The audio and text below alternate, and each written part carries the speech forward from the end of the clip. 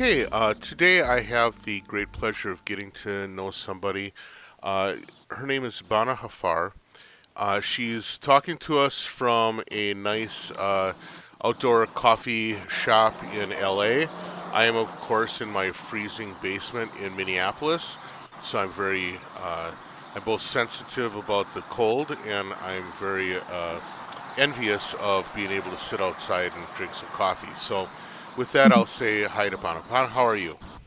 I'm fine, thank you. Thank you so much for having me on your podcast. Oh, thank you. I'm really excited. I got introduced to you by Tom Hall at the NAM show, and he kind of like banged on me about 5 times. You got to do it. You got to do it, man.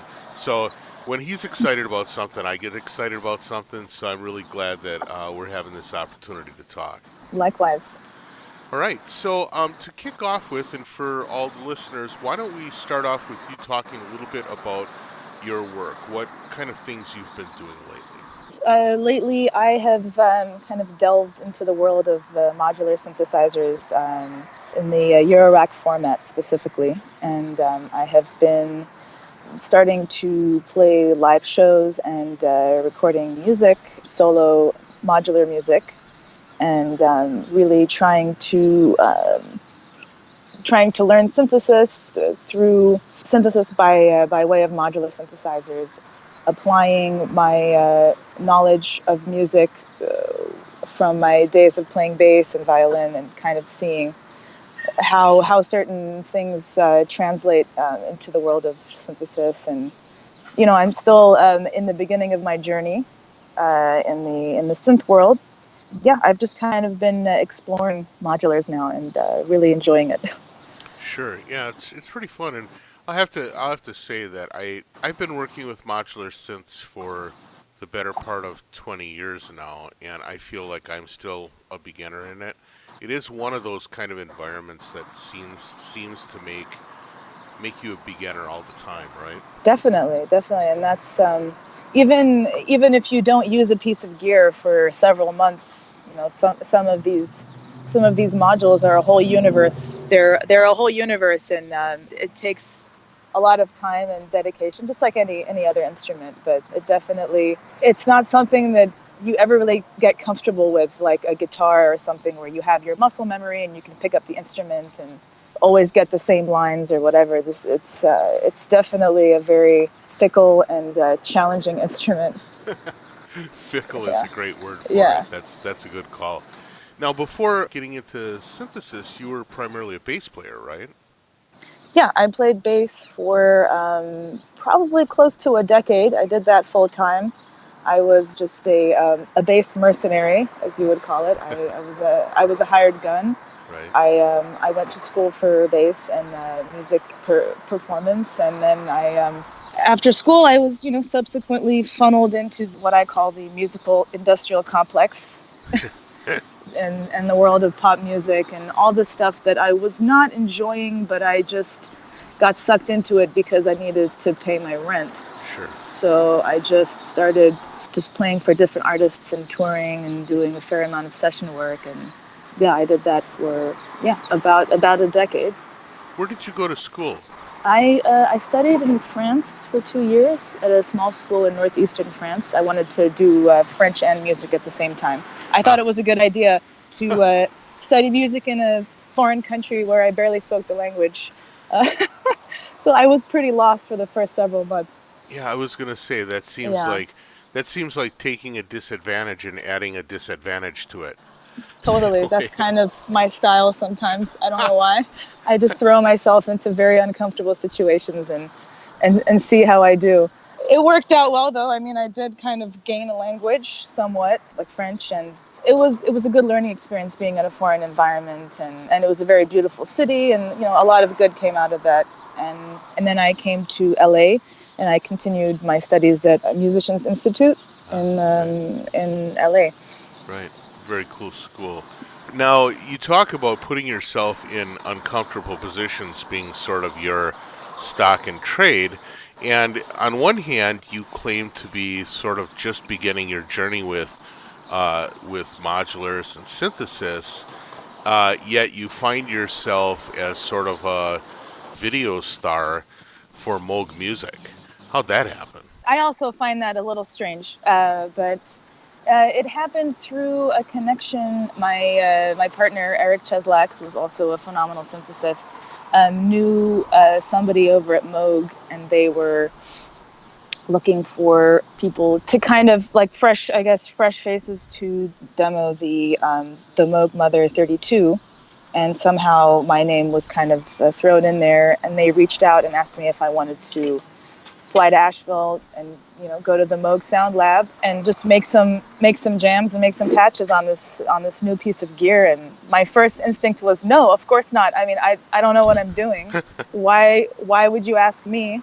I just started this, and they kind of convinced me. And I also had kind of a conversation with myself and just said that just say yes and figure it out later. If they asked you, then there might be a reason why they asked you, and just go and see what happens. And it was awesome, and I guess the product became quite successful. I mean, it's a great piece of gear, and the internet's a funny place. you never know what videos blow up, or what threads or blogs, or I guess I try not to pay too much attention to it, and just I have too many modules to learn. I hear that.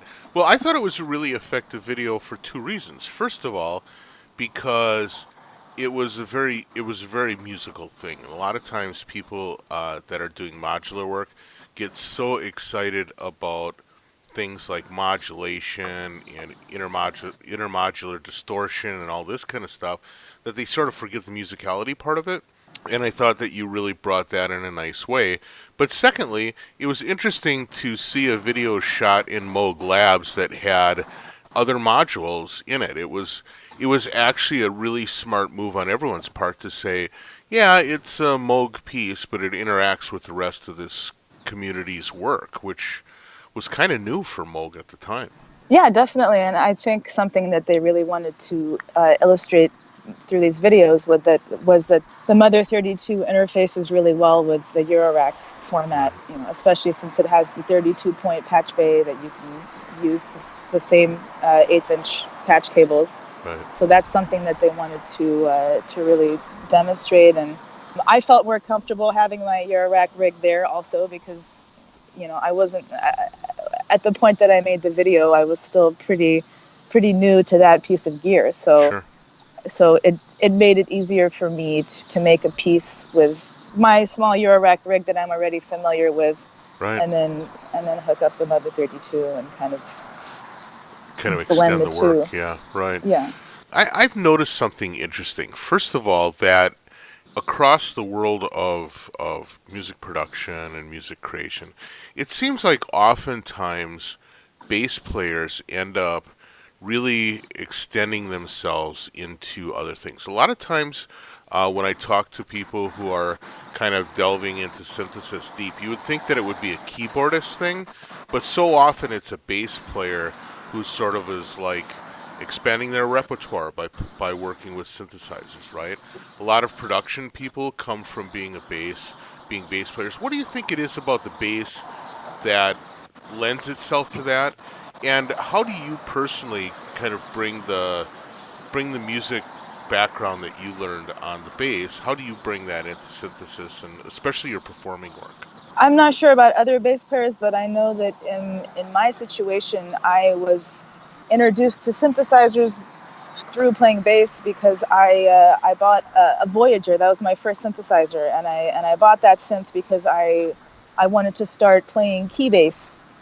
On recording sessions and then taking it live, and so I figured that I need to step my game up and kind of branch out, and I need to get some kind of a synth so I can start playing key bass lines because that's what the gigs called for. Sure. And I was very much entrenched in that world, unfortunately, at that time. I'm glad that I'm now kind of out of it through synthesizers, but. So, I got my Moog Voyager, and then I started to become more interested in the tone shaping, because I thought originally that I was going to get it and then just learn all these key bass lines and just become more proficient at playing the keyboard. Right. And that never happened. I discovered the switch on the Voyager that you can just keep the VCA on and just have it drone. And I Right. never touched the keyboard. And I was turning all the knobs. And I was like, wow, this is so much more fun and interesting than just trying to play bass lines on this amazing synthesizer that makes the coolest sounds. So I only have so much time in the day, and I'm gonna, dedicate it actually to the tone shaping of the instrument, versus just learning key bass lines, which seems Right. kind of like a waste, or I thought it was. So how long did it take you to go from the preset signal flow of the Voyager to the completely unpreset nature of the modular synth? What was your path there, and how long did it take you to get there? So I had my Voyager for about, I'll say, like almost a year, and then as I got more into the front panel of the instrument versus the black and white keyboard, I started to research modular synthesizers more. I remember I had a night where I was up really late, just kind of playing with sounds, and then I texted a friend of mine who's an amazing keyboard player. His name is Peter Dyer, and I was like, or he's my like synth guru at the Okay. time, and I was like, wow, I wish there was an instrument that I could play that didn't have a black and white keyboard and that was just all about the knobs, Right. and then he just texted me back. This was like 3 a.m. or something, and he texted me back like Don Buchla. That was it. I was like, whoa. So I kind of like started researching. That's how I found out about modular synthesizers. I mean, I didn't know what a modular was. I barely knew what a synthesizer was. Right. Then you ran across all the stuff about the tyranny of the keyboard and stuff, and kind of took it from there, huh? Yeah, and that was totally in line with how I was feeling at the time, and just really questioning why we have this black and white keyboard, or just how a certain interface kind of dictates our perception of an instrument, and how it would be interesting to remove a familiar interface and just have an interface that's completely alien and that's not tied to any kind of a repertoire or system of thought, and then try and make music with that. And then I saw the movie I Dream of Wires also. I think that was kind of like a gateway drug to modular also. The day that I went to see that movie, there was a Eurorack system sitting in the movie theater. My current partner, Eric Cheslak, he was the gentleman who was demoing this Eurorack rig, and it was the first time that I ever came into contact with a modular synthesizer, and that was it. I just realized that this is exactly what I've been looking for. This is the most amazing instrument, and unlike anything I've ever played with before. It's really interesting to hear that you came at this from a very musicianly standpoint, having seriously studied a standard instrument, gotten good enough to be able to do session work and live playing and stuff, but you end up getting drawn into the creation of timbres as something interesting. So that kind of implies to me kind of an interesting story of some sort. One of the things I like to do in my podcast is talk to people about how they got to be the musicians or artists that they are. And I'm curious, in your case, what is your story? Did you grow up in a very artistic life? Did you grow up in not? Did you have someone that was your guide through the process? I'm curious about how you got where you are. I was, interestingly enough, or maybe not, I was born in Saudi Arabia, and I lived most of my life in the Middle East and Gulf countries, and so that definitely limited my exposure to a lot of music that my friends in the U.S. were exposed to, especially electronic music. There wasn't really much of that. It was kind of hard getting music in the Middle East, actually, especially in Saudi Arabia. There was very heavy censorship. So I grew up learning how to play piano and violin with relatively limited exposure to a lot of music that I almost wish that I had been exposed to it earlier. But everybody gets dealt a different hand of cards in life, and you have to. So I played violin for many years. I went through a very kind of rigorous violin program with this, it was the Royal Music School of London, this kind of pretty intense violin program with a lot of exams and theory, and just, it wasn't really fun. It was pretty exhausting for a kid. Yeah. But and then I transitioned into playing bass, and I was living in Dubai at the time.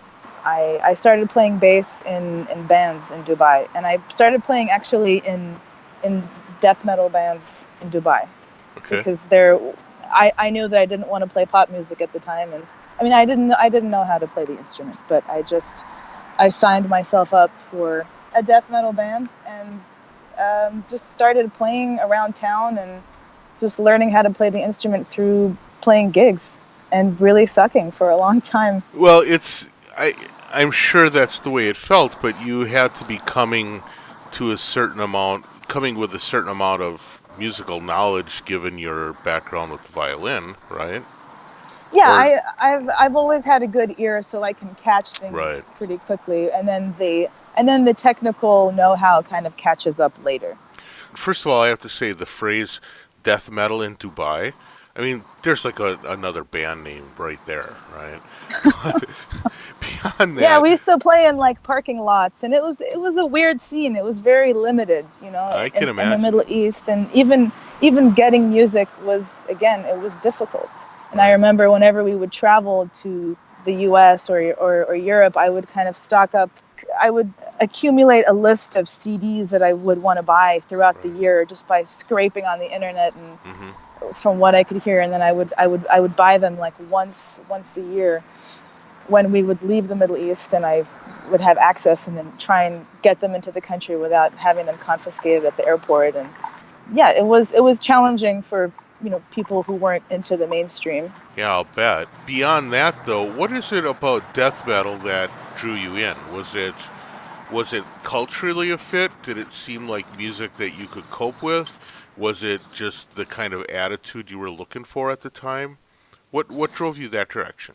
I think it was kind of a combination of all of those things. I was always attracted to just the subculture, and even though it wasn't as intense of a subculture as it is in the US, it was kind of what we had there. Right. And that, and being an angry teenager obviously helps. And I was into that music. I was into heavier, darker music at that time. Mm-hmm. But I mean, I was also listening to like Weather Report and Miles Davis at the same time. So it's, I guess, from a bass player standpoint, I just enjoyed all of the unison lines, and all of my friends were kind of in that scene as well. So there were a multitude of reasons that I kind of ended up there. Right. Now, at some point, though, I mean, first of all, just doing death metal, there's enough technical, there's enough of a need for technical expertise that you must have had to get some chops on the instrument fairly fast, right? Yeah, I mean, I definitely practiced a lot, and Yeah. trying to keep up with the Iron Cobra double bass pedal. Yeah, it's very, very strange days. It's even strange telling you about this. I don't really talk about this, but Well, but yeah. it's really interesting because I mean, in a way, again, I always find it interesting that the people whose work I appreciate and whose perspectives I appreciate often have these really improbable stories, right? And I think the reason is because if you're coming right down the center line of life, you're going to share your perspectives and your view on the world with everybody else. But if you sort of like fell in the ditch early in the game and you spent the rest of your time struggling to get out, you're going to have a very different perspective of things than everyone else. And as a result, it's more than likely you're going to have a pretty unique voice, right? Yeah, I try and remind myself of that, because again, like I said earlier, I feel a little frustrated that I wasn't exposed to like really cool electronic music when I was younger, and I Right. feel like, I kind of wasted a lot of time just playing like really terrible pop music. But better late than never. Better late than never, indeed. Yeah. So, one of the things that I do know about you is that you, along with Eric, have been involved in this live performance system that everyone from everywhere talks about, which is the Modular On The Spot performance events, right? Yeah. Do you often perform at them, or do you just kind of help with coordination? So Eric and I started that event probably about a year and a half ago. Uh-huh. So we have it every third Thursday of the month. Okay. We've only had 1 month that we've missed that in the year and a half that we started it. Nice. And we sometimes play it, but it's more for our friends and anybody who wants to do it. You know, the only caveat is that they play an all modular set, Mm-hmm. and it's always outdoors and it's always free. And the reason that we keep it all modular is not because we're, we're not trying to be difficult. We're just trying to keep the event focused, because there are Right. so many electronic events in LA already that have people on laptops and using Right. various kinds of hardware. And we just wanted to keep it just kind of a low key and very focused event. I think it's an interesting spin for two reasons. First of all, the concept of doing an outdoor mobile gig with a modular synth is sort of so ridiculous that it's sweet. I mean, excuse me for saying it that way, it is but ridiculous. it's yeah. We have people, I mean, getting to these spots it's not like there's a paved road Right. and like a load-in section, like a load-in zone. You have to kind of like walk through a ditch and go through some mud and walk down a hill, and these people like bring their pretty expensive synths out there, and they're totally like psyched to do it. Right. We have people bringing out Buchlas and Surges, and like, it's pretty ridiculous and so awesome at the same time. Right. But the other thing I would say is that a lot of people now are starting to sort of look at the modular as kind of being, I don't know, almost being like one of the first electronic music instruments that's sort of a folk instrument, in that it kind of goes to the way back development of folk instrumentation, where people would actually be part of your work would be making your own instrument, which is something that every one of us that have a modular is obsessed with. How do we make our instrument? How do we improve it? How do we get to know how to play it better? How do we learn how to play it in the dark, where it seems like an impossible task? Yeah, and how do we learn how to play it live? Yeah, and how do we do it without all the crutches that Ableton Live or 50 sequencers or a string of 20 effects plugins provides, right? 50 sequencers sounds amazing. I wish I had 50 sequencers. That's why I need to get better at like software stuff, because I would love to have 50 sequencers. I have 3 and it's never enough. Right, I hear you. Let's talk a little bit about what your instrument looks like. Since this is kind of, you're in the process of developing this for yourself, I think it would be interesting to talk about the development of the instrument, because again, as sort of a folk instrument, the development of what you have under your fingers ends up being really important.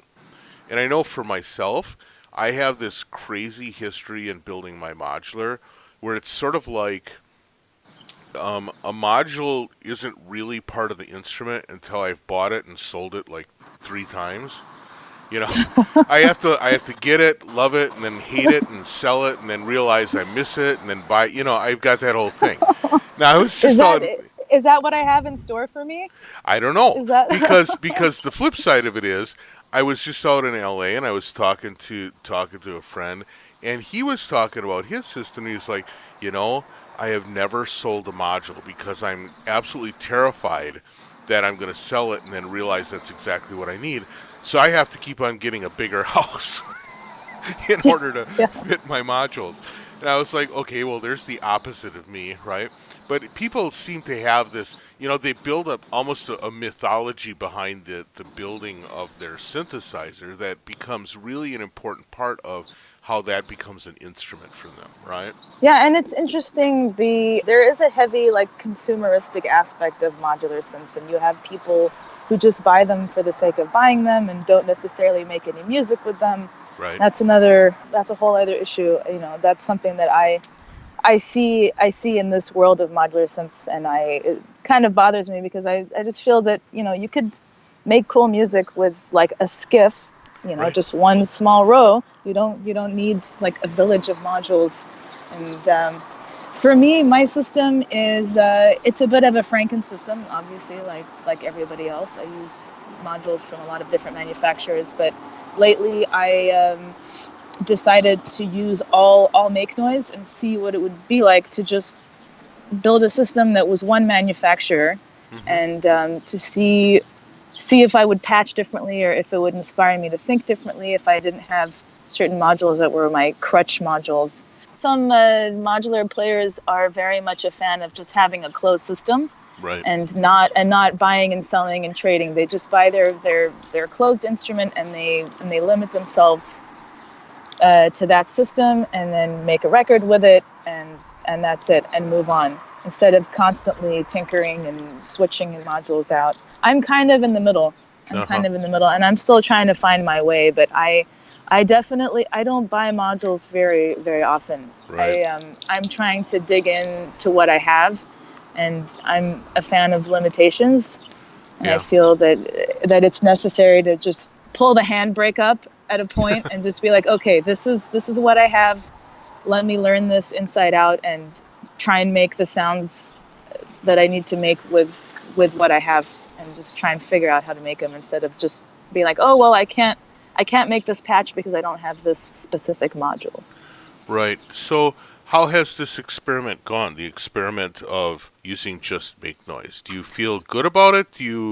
Are you missing? You talk about previous crutch modules. What were some of those?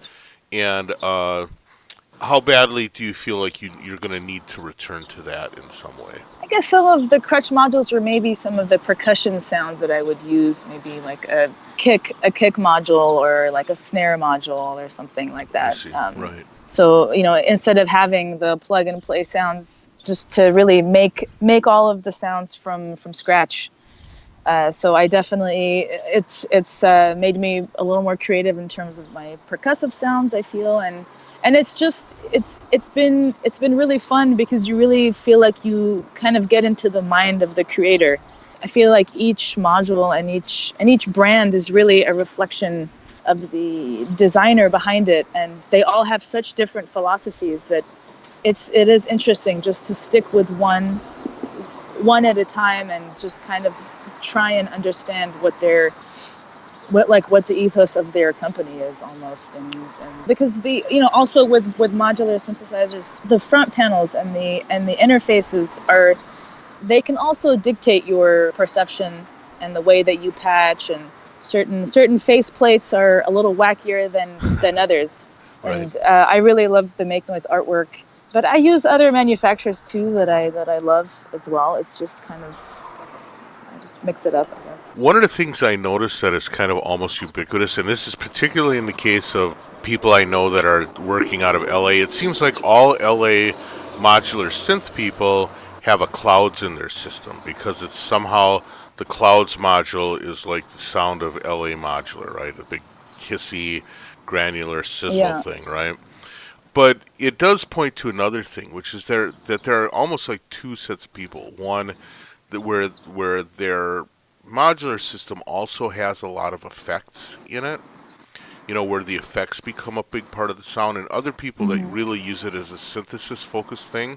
Which end of that are you in?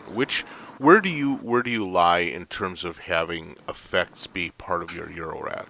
Well, first of all, I don't have a clouds yet. I don't have any mutable yet. I haven't Okay.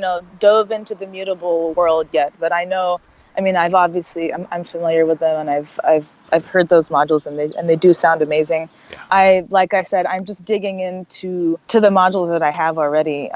In terms of effects, I kind of go back and forth. Sometimes I keep everything contained in my system. So my reverbs and my delays and everything is in my Enclave box. Right. And then sometimes I'll have external effects. Like I use the Eventide space quite a bit, and this Moog delays, I'll have those on an effects end just externally on the mixer. But if typically what ends up happening with my effects in my modular system is I don't really use them for their intended purpose, which is fairly common. For example, like the Make Noise herb verb, I don't really use that for reverb. I use it for like sheet metal sounds, and I just feel like with that much modulation, I'm not just going to use it as a reverb. It's just, it does so much more. So yeah, it's interesting you say that in specific, because I remember having a discussion with my friend Gregory, and he was talking about getting an herb verb for his system, and I was like, I like the Eventide space. I don't know that I would use a reverb embedded like that. And he's like, yeah, but see, I had experience with an old EMS system, and the EMS, the kind of the tonality you could get out of the oscillators was a little lame, and so often you would use the reverb as an adjunct to the oscillators. And this is one of the problems of having sort of like this history in recording. It's hard for me to take a reverb and say, oh, a reverb is part of a synthesis chain, right? I mean, I should know Yeah. better because I'm patch everything into everything guy, except that was one of those cases where I had a mental block that said, nope, reverbs always are at the end of the chain, and they always add wash to the whole sound. Even though I know better, I still, there was sort of that mental block that prevented me from going there. Now, as a pretty experienced and accomplished musician coming from a different neck of the woods, have you noticed any mental blocks, things that you either, or maybe because of your experiences with the Voyager, or maybe like to try and never be like the Voyager, do you catch yourself doing things that are kind of either habitual or based off of behavior like that, where you can't get over something you learned 10 years ago? Definitely, definitely, and I feel that that's part of the many years of deep conditioning, and mental brainwashing in functional harmony and music theory Hmm.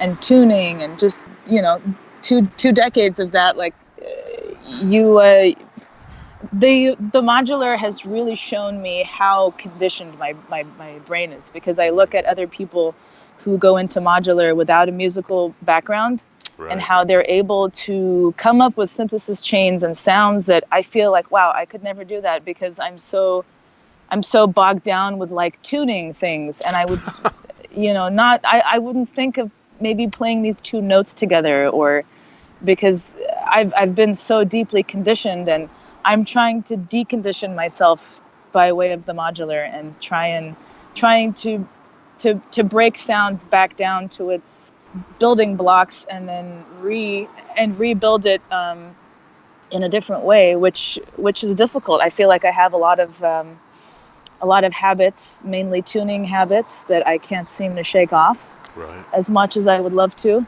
but that's definitely a work in progress.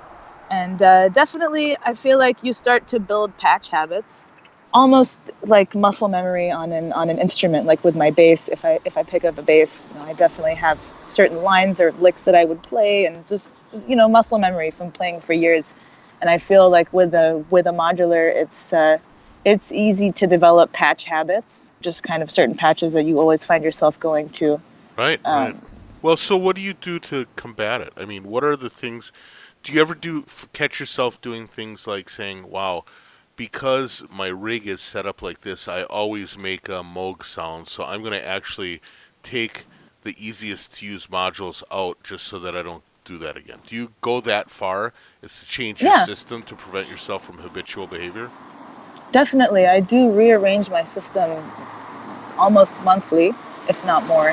I take out all the modules and I kind of reorganize them and I reconfigure them. And I've definitely had several months where I take out all my sequencers and try and figure out other ways to make melodies. And also, I mean, I feel very fortunate to be in LA, where there are so many amazing synth players. Just such a great network of people, and people who are just very talented and very generous with their time and their information, and so we get together a lot and we exchange ideas. That has definitely helped me get out of certain patch habits, and I've learned so much from other people in LA that are phenomenal players. That sounds very familiar. The story of tearing down and rebuilding.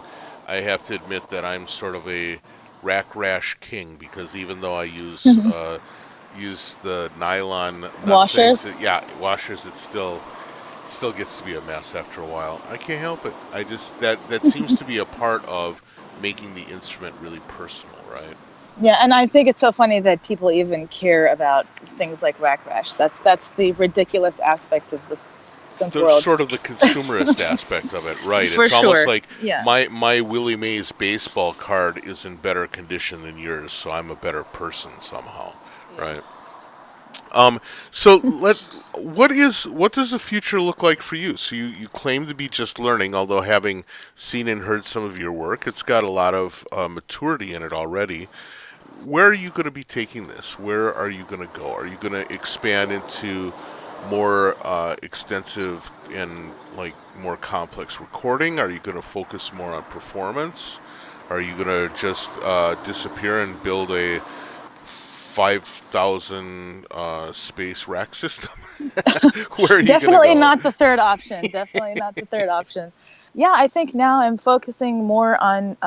I've been playing live quite a bit because that's where I come from, and I feel that that's going to motivate me to get better and just to really hone my craft. And it's different when you play live versus obviously playing alone at home, especially with these instruments. Mm-hmm. When you're forced to kind of come up with a performance that you hope is going to touch people or whatever, you have to just be a little more intentional about your patching and not just kind of make sounds here and there. Like you have to kind of think of a performance and the arc of that. So I definitely have been saying yes to a lot of live gigs, even though it still terrifies me to play live with this instrument. Uh-huh. And I've been recording quite a bit. So I do have a solo record that is coming out in March, which I'm very excited about. It'll be my first solo record. On what label?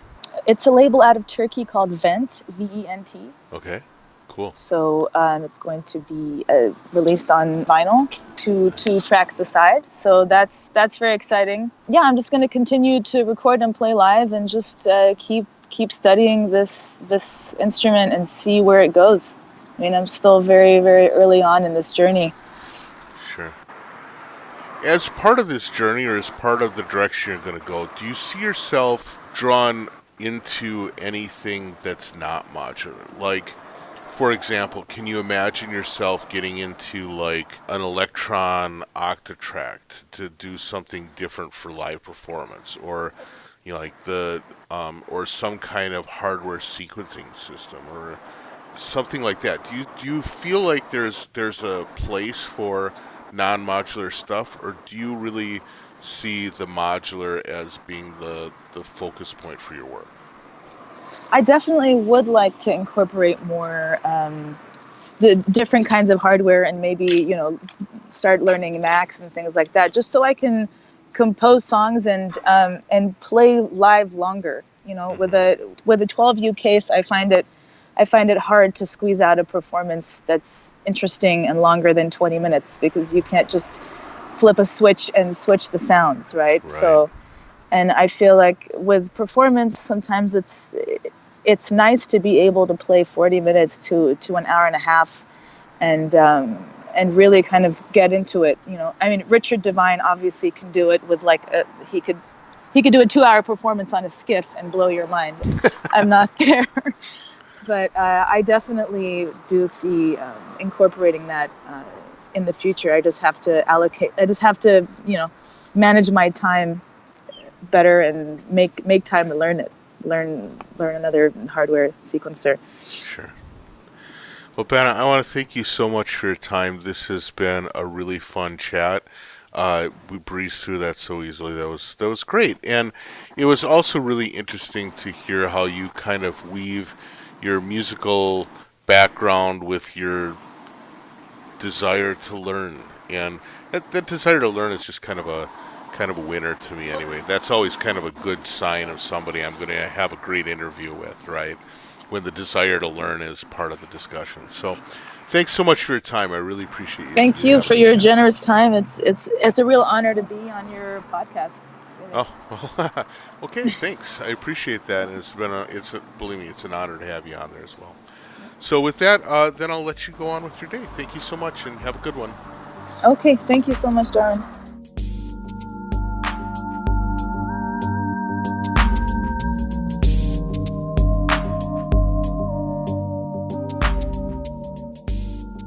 Many thanks to Bana for spending the time chatting, talking a little bit about all the things that are part of her life. Man, I really want to do that Modular On The Spot gig sometime. That sounds like a lot of fun. Thank you so much for listening. Thank you for all of your help in keeping this podcast going. Remember that the podcast goes nowhere without your subscriptions on iTunes, your passing along to friends. If you hear something you like, let somebody know who might care. I really appreciate all the great listenership. I want to keep it growing and keep it going. So I want to thank you so much for that. And with that, I'm going to sign off for this week. We'll catch you next time. Bye.